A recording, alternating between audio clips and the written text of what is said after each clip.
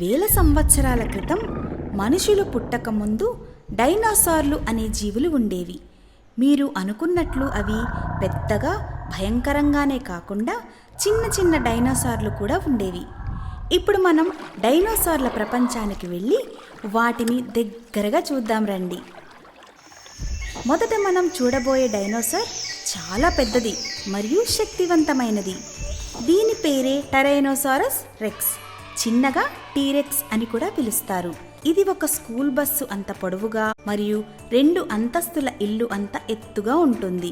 దీని బలమైన కాళ్లతో వేగంగా పరిగెడుతూ ఇతర డైనోసార్లను చంపి తింటుంది.